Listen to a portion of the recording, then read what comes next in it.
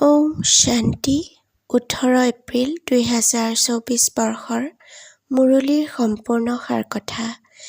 আজি বাবাই কৈছে, মৰমৰ সন্তানসকল, পিতা হৈছে দাতা। তোমালোক সন্তানসকলে পিতাৰ পৰা একো বিচৰাৰ দৰকাৰ নাই। প্ৰবাদ আছে যে বিচৰাতকৈ মৃত্যুৱেই শ্ৰেয়। আত্মিক পিতাক দাতা বুলি কোৱা হয়। তেওঁ নিজেই সকলোবোৰ সন্তানক দিয়ে। আহে বিশ্বৰ মালিক কৰি তুলিবলৈ কেনেকৈ হ'ব লাগে এই সকলোবোৰ সন্তানসকলক বুজাই নিৰ্দেশনা দি থাকে। বিচৰাতকৈ মৃত্যুৱেই শ্ৰেষ্ঠ। কোনো বস্তু বিচাৰিব নালাগে। শক্তি, আশীৰ্বাদ, কৃপা আদি কোনো সন্তানে বিচাৰি থাকে। ভক্তি মাৰ্গত বিচাৰি বিচাৰি মূৰ মাৰি গোটেই চিৰি তললৈ নামি আহিলা। এতিয়া বিচৰাৰ কোনো দৰকাৰ নাই।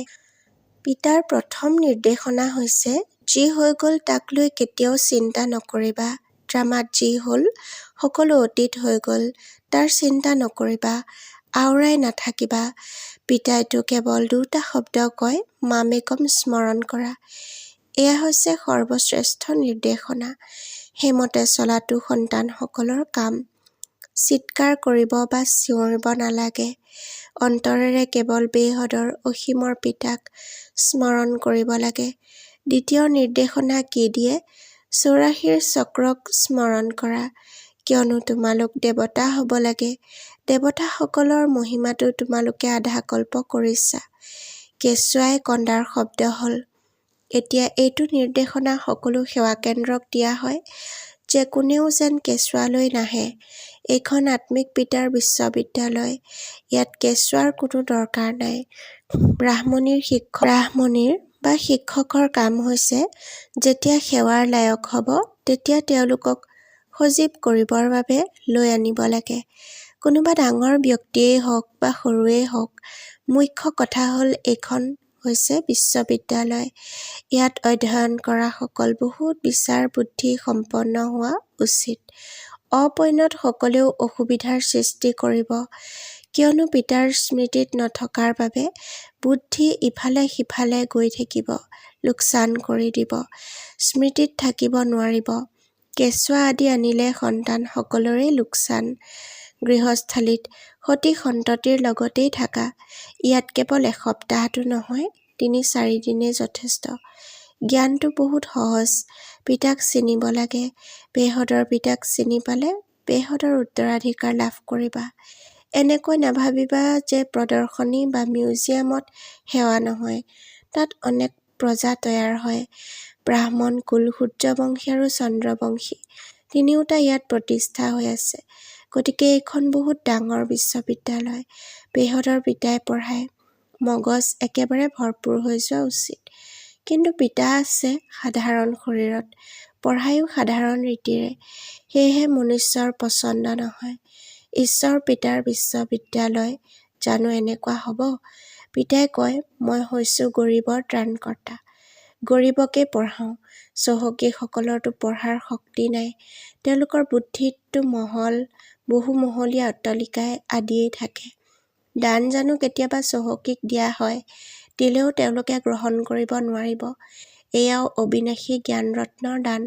তেওঁলোকে নিজৰ সদৰ ৰচনা ধন সম্পত্তিৰ মাজতে আবদ্ধ হৈ থাকে। তেওঁলোকৰ বাবেতো ইয়াতেই যেন স্বৰ্গ। যাৰ বুদ্ধিত তলা লাগি আছে তেওঁলোককে মই আহি পঢ়াওঁ। পিতা যেতিয়া আহিব তেতিয়াহে তলা খুলিব। পিতা আহি সন্তানসকলকে বুজায়। সন্তানসকলে আকৌ বাহিৰৰ সকলক বুজাব লাগে যে এনেকৈ আমাৰ বাবাৰ আগমন হৈছে। তেওঁ কি কয়? তোমালোক আত্মাত যি পতিত হৈ গৈছা, এতিয়া কেৱল মোক পতিত পাৱন পৰমাত্মা পিতাক স্মৰণ কৰা। ইয়াত একো বিচৰাৰ প্ৰয়োজন নাই। তোমালোকে ভক্তি মাৰ্গত আধা কল্প কেৱল মাগিলাই, একোৱে নাপালা। এতিয়া বিচৰা বন্ধ কৰা। মই নিজেই তোমালোকক দি থাকোঁ। পিতাৰ হৈ গ'লে উত্তৰাধিকাৰটো পোৱাই যায়। যিসকল সাবালক সন্তান, তেওঁলোকে পিতাক তৎক্ষণাৎ বুজি লয়। পিতাৰ উত্তৰাধিকাৰ হৈয়েই 21 প্ৰজন্মৰ কাৰণে স্বৰ্গৰ বাদশ্বাহী। যেতিয়া নৰকবাসী হয় তেতিয়া ঈশ্বৰৰ অৰ্থে দান পুণ্য কৰিলে অল্পকালৰ কাৰণে সুখ পায়। এতিয়া পিতাই কয়, যি হৈ গ'ল সেই বিষয়ে চিন্তা নকৰিবা। ওলট-পালট কোনো কথা নুশুনিবা।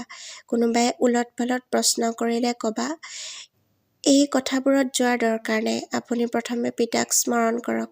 যিমানেই স্মৰণ কৰিবা, দৈৱী গুণ ধাৰণ কৰিবা, সিমানেই উচ্চ পদ পাবা। এইখন হৈছে বিশ্ববিদ্যালয়। লক্ষ্য উদ্দেশ্য স্পষ্ট। পুৰুষাৰ্থ কৰি এনেকুৱা হ'ব লাগে। দৈৱী গুণ ধাৰণ কৰিব লাগে। কাকো দুখ দিব নালাগে। দুখহৰ্তা সুখকৰ্তা পিতাৰ সন্তান হোৱা নহয়। সেয়াটো সেৱাৰ পৰা গম পোৱা যাব। বহুত নতুন নতুন আহে। 25-30 বছৰীয়া সকলতকৈও 10-12 দিনীয়া সকল তীক্ষ্ণ হৈ যায়। তোমালোক সন্তানসকলে আকৌ নিজৰ সমান কৰি তুলিব লাগে। যেতিয়ালৈকে ব্ৰাহ্মণ নহয়, তেন্তে দেৱতা কেনেকৈ হ'ব? তোমালোক পিতাৰ সন্তান যেতিয়া পাৱনো নিশ্চয় হ'ব লাগে। কল্পই কল্পই যিসকলে উত্তৰাধিকাৰ লৈছে, তেওঁলোকেই সঠিককৈ চলি থাকে। তোমালোকেও সাক্ষী হৈ চোৱা, বাপ-দাদায়ো সাক্ষী হৈ চায় যে এওঁ কিমানলৈকে উচ্চ পদ পাব পাৰে। এওঁৰ চৰিত্ৰ কেনেকুৱা, শিক্ষকেতো সকলো গম পায় নহয়। কিমানক নিজৰ সমান কৰি তোলে, কিমান সময় স্মৃতিত থাকে। দুৰ্গতিৰ পৰা সদ্গতি, নৰকৰ পৰা স্বৰ্গৰ কৰি তোলোতা এজনেই পিতা। পিতাৰ দৃষ্টিটো সকলো আত্মাৰ ফালে যায়। সকলোৰে কল্যাণ কৰিব লাগে, উভতাই লৈ যাব লাগে। কেৱল তোমালোকেই নহয়, গোটেই বিশ্বৰ আত্মাসকলক স্মৃতিলৈ আনে।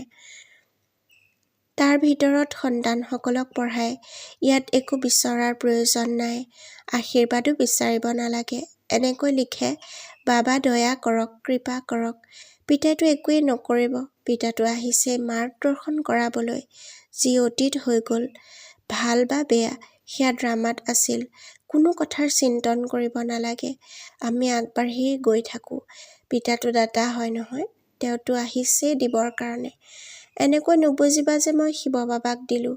হেৰ', শিৱ বাবাৰ পৰাতো বহুত পোৱা যায়।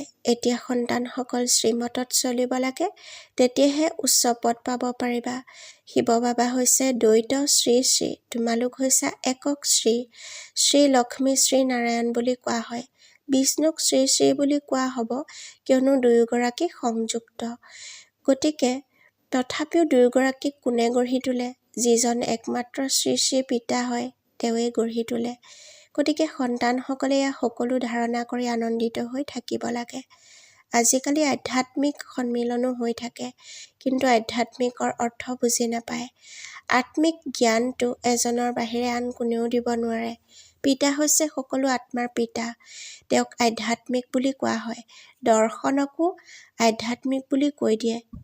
এইটোতো বুজি পোৱা, এইখন হৈছে জংঘল। ইজনে সিজনক দুখ দি থাকে। তোমালোকে জানা যে অহিংসা পৰম দেৱী দেৱতা ধৰ্ম বুলি গায়ন কৰা হৈছে। তাত কোনো মাৰপিট নহয়। খং কৰাটোও হিংসা, নহ'লে আধা হিংসা বুলি কোৱা বা যি বুলিয়েই কোৱা। ইয়াততো সম্পূৰ্ণ অহিংসক হ'ব লাগে। মন, বাণী, কৰ্মৰে কোনো বেয়া কৰ্ম হ'ব নালাগে। কোনোবাই পুলিচ আদিত কাম কৰে, তাতো যুক্তিৰে কাম কৰিব লাগে। বাবাৰ নিজৰ অনুভৱ আছে। মৰমেৰে নিজৰ কাম আদায় কৰি লয়। এই ক্ষেত্ৰত বহুত যুক্তি লাগে। বহুত মৰমেৰে কাৰোবাক বুজাব লাগে, কেনেকৈ একৰ বিপৰীতে 100 গুণ দণ্ড হয়। বৰদান, একমাত্ৰ পিতাক সংগী কৰি লওঁতা বা তেওঁৰ সংগত থাকোঁতা সম্পূৰ্ণ পবিত্ৰ আত্মা হোৱা। ব্যাখ্যা, সম্পূৰ্ণ পবিত্ৰ আত্মা তেওঁ হয়, যাৰ সংকল্প আৰু সপোনতো ব্ৰহ্মচৰ্যৰ ধাৰণা থাকে। যি প্ৰতিটো খোজত পিতা ব্ৰহ্মাৰ আচৰণ অনুসৰি চলে। পবিত্ৰতাৰ অৰ্থ হৈছে সদায় পিতাক সংগী কৰি লোৱা আৰু পিতাৰ সান্নিধ্যতেই থকা। সংগঠনৰ সংগ, পৰিয়ালৰ স্নেহৰ মৰ্যাদা সেয়া বেলেগ কথা। কিন্তু পিতাৰ বাবেহে এই সংগঠনৰ স্নেহৰ সান্নিধ্য আছে। পিতা নোহোৱাহেঁতেন পৰিয়াল ক'ৰ পৰা হ'লহেঁতেন। পিতা হৈছে বীজ, বীজক কেতিয়াও নাপাহৰিবা। শ্লোগান, কাৰোবাৰ প্ৰভাৱত প্ৰভাৱিত হওঁতা নহয়, জ্ঞানৰ প্ৰভাৱ পেলাওঁতা হোৱা।